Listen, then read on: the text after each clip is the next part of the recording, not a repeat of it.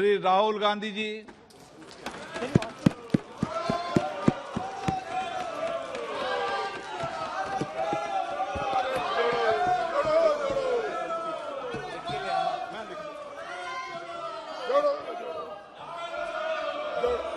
Speaker sir, thank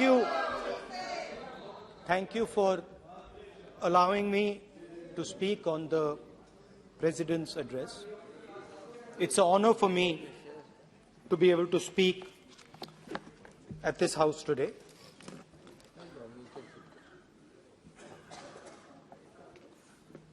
जैसे आप सबको मालूम है, पिछले 4 महीनों में हम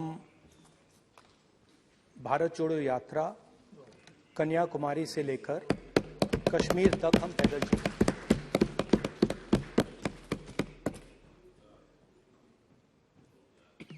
3,600 किलोमीटर तकरीबन। और इस यात्रा पे बहुत कुछ सीखने को मिला।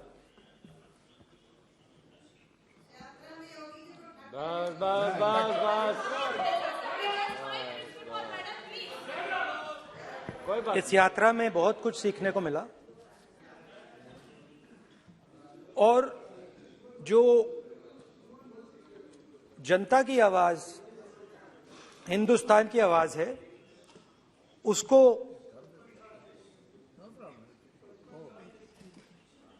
गहराई से सुनने का मौका मिला।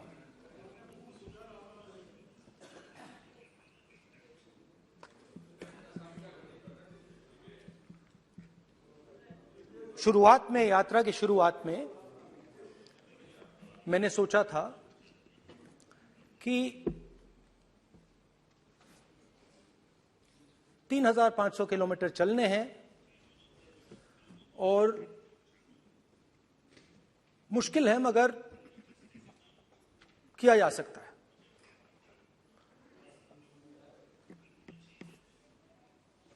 आप भी राजनेता हो, हम भी राजनेता हो हैं। हाँ, सेवक कह लीजिए। और नॉर्मली आजकल की राजनीति में जो हमारी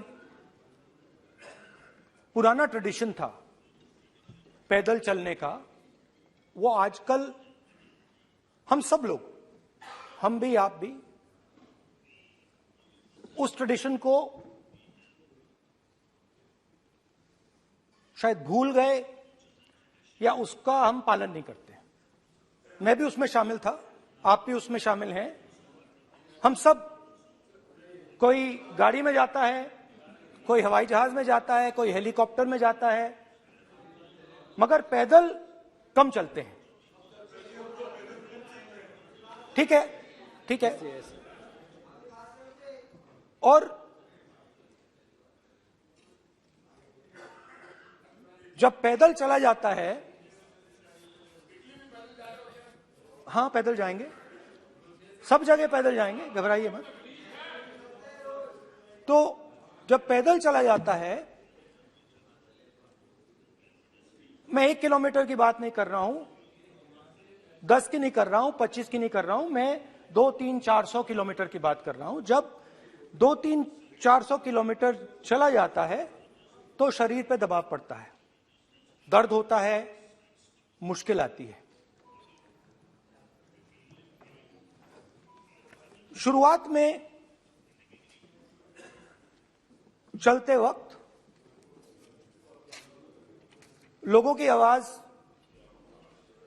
सुन रहे थे हम, मगर हमारे दिल में यह भी था कि हम भी अपनी बात रखें।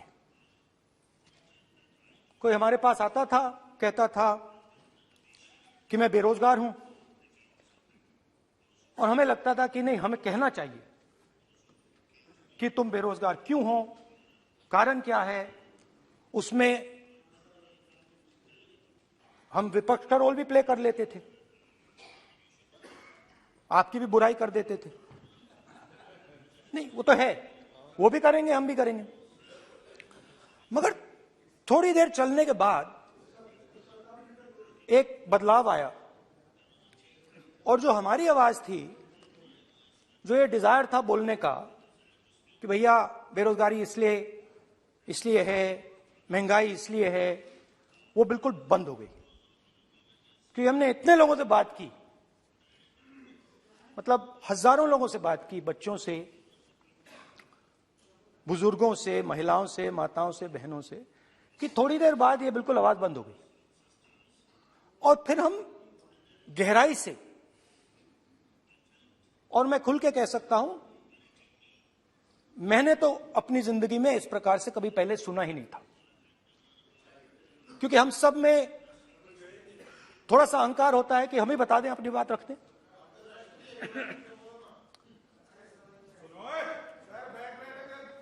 तो आस्ते आस्ते जब हम चले 500-600 किलोमीटर बाद, जनता की आवाज गहराई से सुनाई देने लगी और एक प्रकार से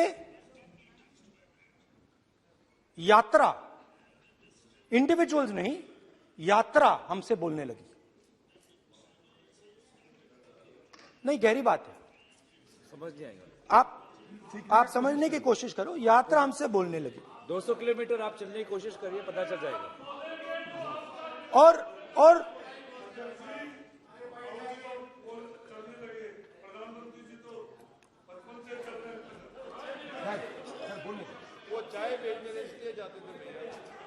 तो यात्रा बोलने लगी। कोई आता था, कहता था, युवक आता था, कहता था मैं बेरोजगार हूं। हम सवाल पूछते थे, क्या पढ़ा आपने? इंजीनियरिंग की, अब क्या करते हो? कोई कहता था मैं बेरोजगार हूं, कोई कहता था मैं उबर चलाता हूं, कोई कहता था मैं मजदूरी करता हूं। किसान आए हजारों। प्रधानमंत्री बीमा योजना की बात की कि हम पैसा भरते हैं, तूफान आता है, आंधी आती है, पैसा गायब हो जाता है।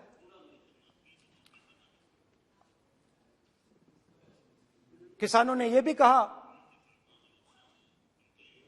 कि हमारी जमीन छीन ली जाती है, हमें सही रेट नहीं मिलता। जमीन अधिग्रहण बिल जो था वो लागू नहीं होता। आदिवासियों ने कहा, वनवासियों ने नहीं, आदिवासियों ने, कि जो ट्राइबल बिल में हमें दिया जाता था वो आज छीना जा रहा है। तो बहुत सारी चीजें हमको सुनने को मिली, मगर मेन थ्रस्ट, अगर मैं कहूं, मेन थ्रस्ट बेरोजगारी, महंगाई और किसान। उसमें एमएसपी थी, उसमें बीज की समस्या थी, किसान बिल की समस्या थी। अच्छा, अग्निवीर की भी बात की लोगों ने। आपने अभी बोला कि अग्निवीर देश को फायदा पहुंचाएगा, मगर हिंदुस्तान का युवा जो 4 बजे दौड़ता है, आर्मी में भर्ती होने के लिए दौड़ता है, वो आपकी बात से सहमत नहीं है। उनने हमसे कहा कि पहले हमें 15 साल की सर्विस मिलती थी, पेंशन मिलती थी, अब 4 साल के बाद हमें निकाल दिया जाएगा, कुछ नहीं मिलेगा, पेंशन नहीं मिलेगी।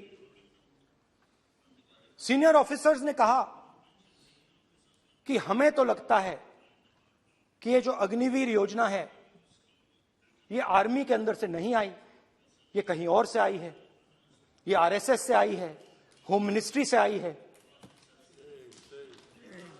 ये सीनियर आर्मी के लोगों ने कहा है, मैं नहीं कह रहा हूं, कि हमें लगता है कि ये आर्मी के ऊपर ये योजना थोपी गई है और ये आर्मी को कमजोर करेगी। आर्मी के जनरल्स ने हमें कहा, जो रिटायर्ड हैं, उन्होंने हमें कहा, राहुल जी, हजारों लोगों को हम हथियार की ट्रेनिंग दे रहे हैं और फिर थोड़ी देर बाद उनको समाज में डाल रहे हैं। बेरोजगारी है, समाज में हिंसा बढ़ेगी।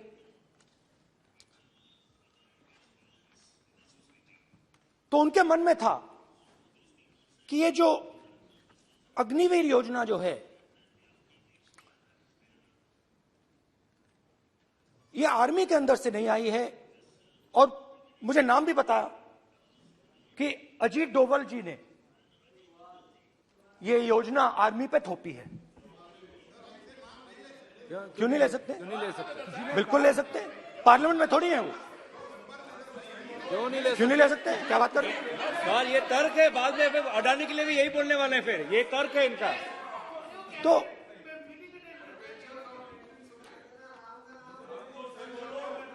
तो इंटरेस्टिंग बात यह है, इंटरेस्टिंग बात यह है कि मैंने फिर प्रेसिडेंट्स एड्रेस पढ़ा। देश के सब युवा अग्निवीर अग्निवीर अग्निवीर अग्निवीर बोल रहे हैं, कह रहे हैं कि ये आर्मी के ऊपर थोपा गया है, हमें नहीं चाहिए। आर्मी के लोग कह रहे हैं हमें नहीं चाहिए। जैसे मैंने कहा, आर्मी को लगता है कि होम मिनिस्ट्री ने इनके ऊपर थोपा है, आरएसएस ने ये उनके ऊपर थोपा है। तो ये आवाजें आ रही हैं। अब मैंने आपका बैठिए,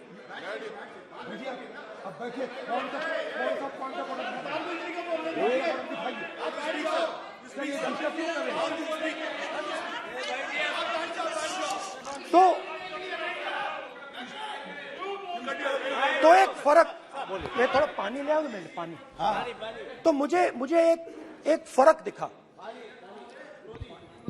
प्रेसिडेंट्स एड्रेस में बहुत सारी चीजें बोली गई। अग्निवीर के लिए एक लाइन थी, एक शब्द, एक बार अग्निवीर शब्द का प्रयोग किया गया, और वो भी अग्निवीर योजना हमने दी, उससे ज्यादा कुछ नहीं बोला। कहां से आई, कौन लाया, किसको फायदा होगा, ये नहीं बोला। बेरोजगारी शब्द ही नहीं था उसमें। आपने देखा होगा, बेरोजगारी शब्द ही नहीं था प्रेसिडेंट एड्रेस में।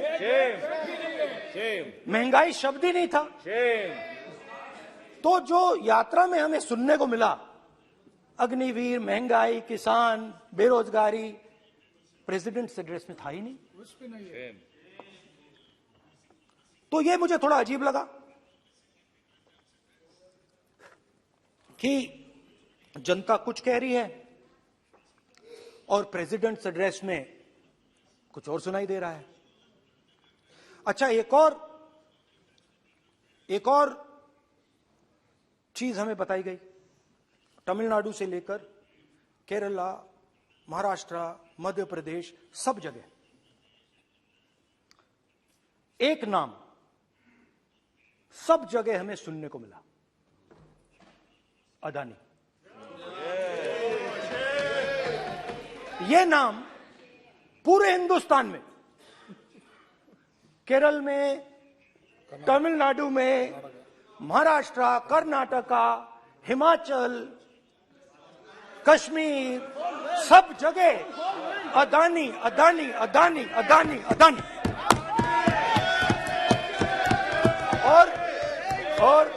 और ये नाम नहीं, और इस नाम के बारे में जब लोग बोलते थे मुझसे, तो 2-3 सवाल पूछते थे। ये पूछते थे कि ये जो अदानी जी हैं, ये किसी भी बिजनेस में घुस जाता है, ये सफलता प्राप्त कर जाता है, ये कभी फेल नहीं होता। और युवाओं ने मुझसे यह सवाल पूछा कि भाई ये हो क्या रहा है, हम भी सीखना चाहते हैं। मोदी जी ने कहा स्टार्टअप करो, हम भी अदानी जी जैसे बनना चाहते हैं। तो भैया किसी भी बिजनेस में घुस जाओ और एकदम सक्सेस हो जाए। यह पहला सवाल था। दूसरा सवाल था कि ये अदानी जी हैं, ये किसी भी बिजनेस में घुस जाते हैं। पहले ये 1-2 बिजनेस करते थे, अब ये 8-10 सेक्टर्स में काम करते हैं।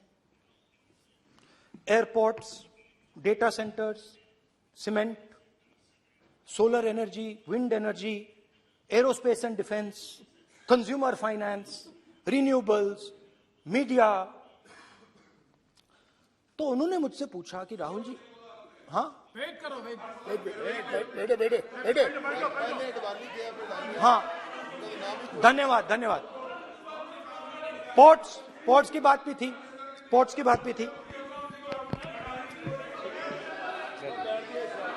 ये भी सवाल पूछा, कि भैया एक बात बताइए, राहुल जी बताइए हमें कि अदानी जी का जो नेटवर्थ है वो 3 साल के अंदर, नहीं सॉरी, 2014 से लेकर 2022 तक ये $8 बिलियन से $140 बिलियन कैसे हो गया? कैसे हुआ?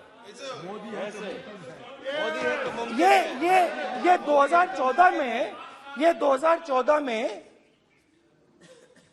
अगर आप दुनिया की, मुस्कुरा रहे हैं आप, बीजेपी में है ना आप, तो ये लिस्ट आती है, एक लिस्ट आती है दुनिया के सबसे अमीर लोगों की। इस पे ये 609 नंबर पे थे 14 में, 609 पीछे बिल्कुल। पता नहीं जादू हुआ, दूसरे नंबर पे पहुंच गए। मोदी है तो मुमकिन है।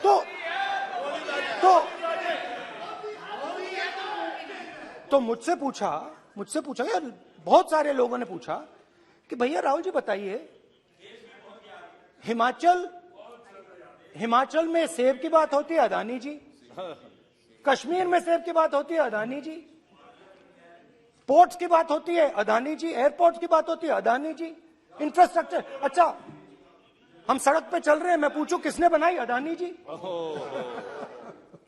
तो लोगों ने यह भी पूछा कि राहुल जी, ये जो अदानी जी जो हैं, इनकी सफलता कैसे हुई? Just right it neatly. तो नहीं स्पीकर सर, वो फोटो है सर, वो पोस्टर नहीं है। आप वरिष्ठ सदस्य हैं। मैंने कहा कि 2014 में वो 609 नंबर पे थे, कुछ ही सालों में वो दूसरे नंबर पे पहुंच गए। कैसे पहुंचे? मैं आपको, बहुत सारी इंडस्ट्रीज में काम करते हैं, मैं आपको 2-3 इंडस्ट्रीज का उदाहरण दे देता हूं। एयरपोर्ट इंडस्ट्री की बात, एयरपोर्ट्स की बात करते हैं।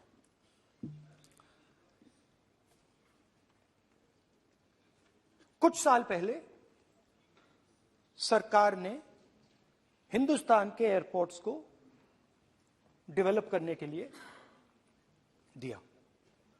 नियम था, there was a rule that anybody who does not have prior experience in airports cannot be involved in development of these airports.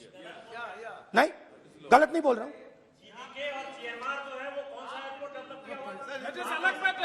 आप बैठ जाइए।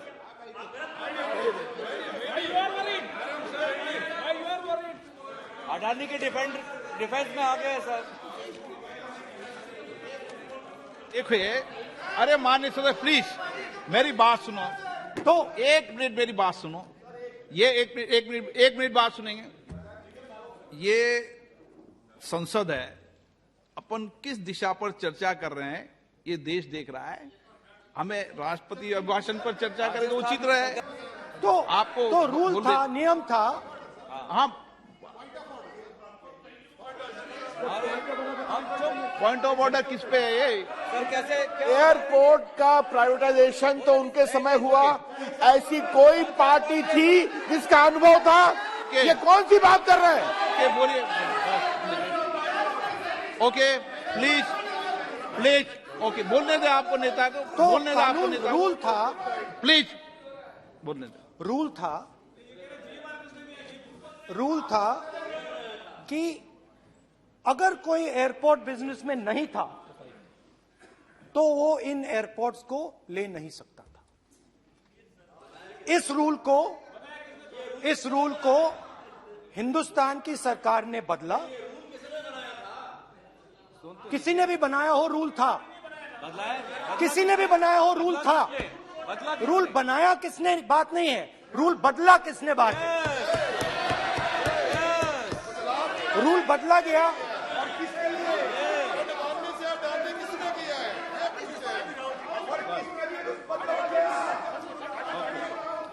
रूल बदला गया।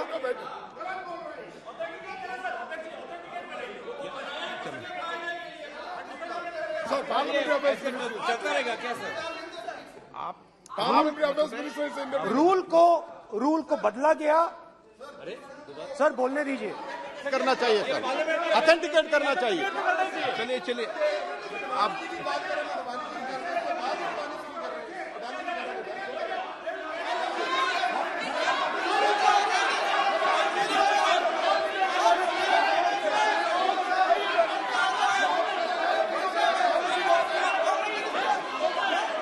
रूल बदला गया सर, स्पीकर सर।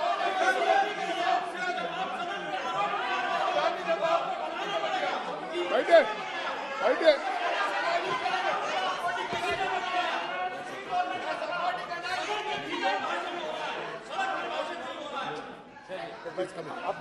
तो ये रूल बदला गया। उस समय मीडिया में इसके बारे में चर्चा हुई थी। रूल बदला गया और अदानी जी को 6 एयरपोर्ट्स दिए गए। उसके बाद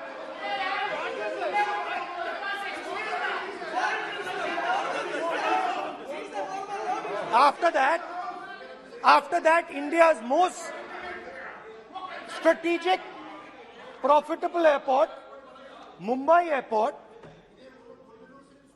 was taken away by GVK, hijacked by using the agencies.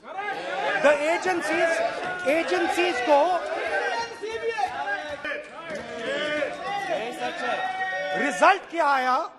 Result आया कि एयरपोर्ट्स में आज अदानी जी 24% हिंदुस्तान की एयर ट्रैफिक को अपने एयरपोर्ट से निकालते हैं और 31% एयर फ्रेट उनके एयरपोर्ट्स में से निकलता है। तो बताइए, बोलिए विधि मंत्री और जी। ये जो सर ये हाउस में सर ये बोल रहे हैं, तुमको ज्ञान बांट रहे हो, बैठ जाओ। बोल रहे हैं